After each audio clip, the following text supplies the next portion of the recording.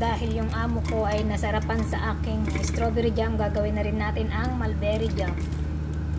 So gaya ng strawberry jam, lalagyan lang natin siya ng half lemon and ayan po, sugar.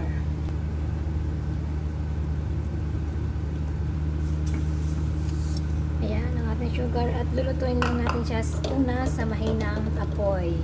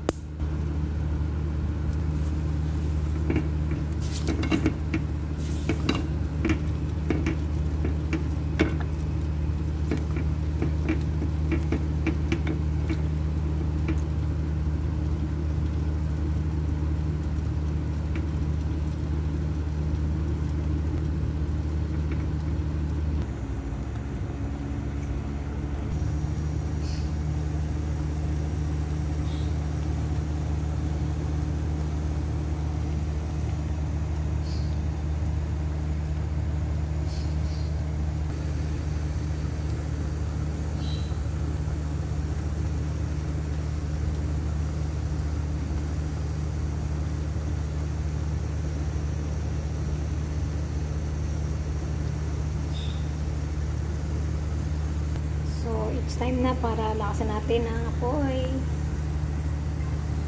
at durog-durogin ang ating mulberry. Patuloy lang yung halo kasi para hindi po siya masunog. Ayan, kung napapansin niyo guys, hindi pa siya ganun ka-jump. Ayan, kaya patuloy lang nating haluin.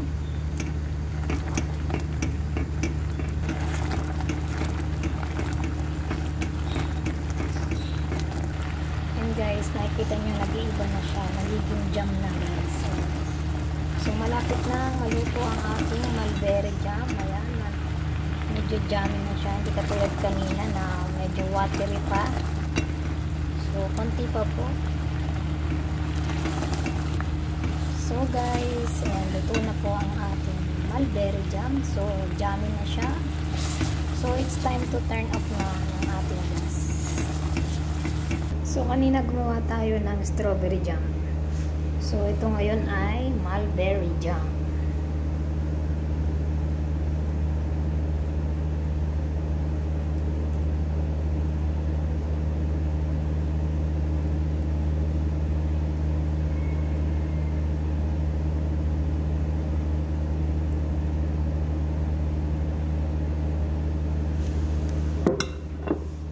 So, ayan guys, dalawang jam ang nagawa natin ngayong araw na to. Yung ating mulberry jam at kanina yung ating strawberry jam.